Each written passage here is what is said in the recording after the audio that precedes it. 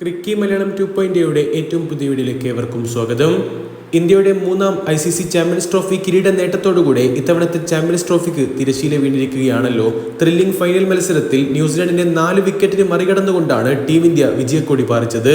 ഇതോടുകൂടെ മൂന്നാം champions trophy നേട്ടവുമായി team ഇന്ത്യക്ക് വേണ്ടി ചരിത്ര നേട്ടങ്ങളാണ് ഇന്ത്യൻ നായകൻ രോഹിത് ശർമ്മ സ്വന്തമാക്കി കൊടുത്തിരിക്കുന്നത്.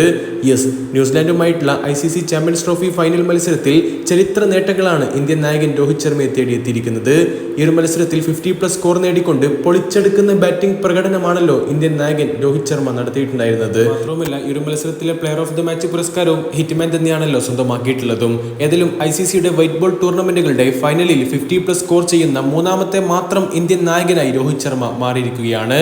മുൻ ഇതിഹാസ നായകന്മാരായിട്ടുള്ള സൗരവ് ഗാംഗുലി, MS ധോണി എന്നിവർക്ക് മാത്രമാണ് ഇതിനു മുമ്പ് ഈ ഒരു നേട്ടം കൈവരിക്കാൻ സാധിച്ചിട്ടുള്ളതും. ഇപ്പോൾ സാക്ഷാൽ ഹിറ്റ്മാനും ഇവർക്കൊപ്പം ഈ ഒരു എലൈറ്റ് ക്ലബിൽ അംഗമായി മാറിയിരിക്കുന്നു. ഇവിടെ രസകരമായിട്ടുള്ള മറ്റൊരു കാര്യം, ഇന്ത്യ ഇതുവരെ സ്വന്തമാക്കിയിട്ടുള്ള 3 ചാമ്പ്യൻസ് ട്രോഫി കിരീടങ്ങളും ഈ 3 ക്യാപ്റ്റന്മാർക്ക് കീഴിൽ തന്നെയാണ്. ഏതായാലും രോഹിത് ശർമ്മയ്ക്ക് ഇപ്പോൾ കപ്പ് കിരീടങ്ങൾ ഒരു ലഹരിയായി മാറിക്കൊണ്ടിരിക്കുന്ന കാഴ്ചകൾ തന്നെയാണ് നമ്മൾ കണ്ടുകൊണ്ടിരിക്കുന്നത്.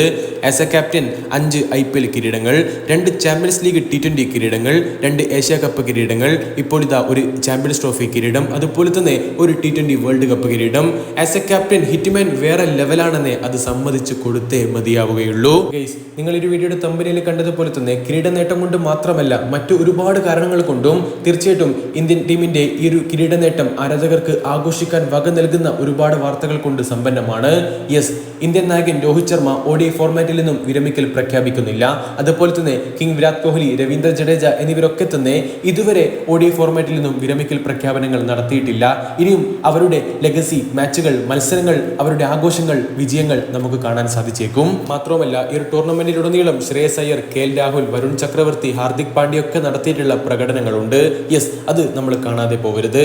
നമുക്കറിയാമല്ലോ, ഈ ചാമ്പ്യൻസ് ട്രോഫിയുടെ സ്ക്വാഡ് പുറത്തുവിട്ടപ്പോൾ തന്നെ KL രാഹുലിനെയൊക്കെ എന്തിനുൾപ്പെടുത്തി എന്ന തരത്തിലുള്ള വിമർശനങ്ങൾ ഇന്ത്യൻ ആരാധകർ തന്നെ ഉന്നയിച്ചിട്ടുണ്ടായിരുന്നു. പക്ഷേ KL രാഹുലിന്റെ ക്ലാസ് വിളിച്ചോതുന്ന ഒരു ടൂർണമെന്റ് തന്നെയാണ് കടന്നു പോയിരിക്കുന്നത്. ശ്രേയസ് അയ്യർ അദ്ദേഹത്തെ കുറിച്ച് എങ്ങനെ പറയാതെ പോകും? ഈ ഒരു ടൂർണമെന്റിലുടനീളം നമ്പർ 4-ൽ ബാറ്റ് ചെയ്തുകൊണ്ട് ഇന്ത്യയുടെ മിഡിൽ ഓർഡറിൽ ഒരു കരുത്തുറ്റ വജ്രായുധമായി പ്രവർത്തിക്കാൻ ശ്രേയസ് അയ്യറിന് സാധിച്ചിട്ടുണ്ടായിരുന്നു. ബൗളിംഗിൽ വരുൺ ചക്രവർത്തി, അതുപോലെ തന്നെ കുൽദീപ് യാദവിന്റെ ഒക്കെ മാസ്മരിക പ്രകടനങ്ങൾ, ഹാർദിക് പാണ്ഡ്യയുടെ 6 ഹിറ്റിംഗ് കപ്പാസിറ്റി, അതേപോലെ തന്നെ വിരാട് കോഹ്ലിയുടെ ഒരു സെഞ്ചുറി നമ്മൾ കണ്ടു. കഴിഞ്ഞ സെമി ഫൈനൽ മത്സരത്തിൽ ഓസ്ട്രേലിയക്കെതിരെ തകർപ്പൻ ബാറ്റിംഗ് നമ്മൾ കണ്ടു. ഇപ്പോൾ ഇതാ നായകൻ രോഹിത് ശർമ്മയും ഈ ഒരു ഫോർമാറ്റിൽ ടീം ഇന്ത്യയുടെ ഓപ്പണിംഗ് സ്ഥാനത്ത് താൻ ഇപ്പോഴും ഒരു കൊലകൊമ്പൻ തന്നെയാണെന്ന് തെളിയിക്കുന്ന മാസ്മരിക പ്രകടനം കൊണ്ട് നമ്മളെ ഏവരെയും വിസ്മയിപ്പിക്കുന്നത് തുടരുന്നു.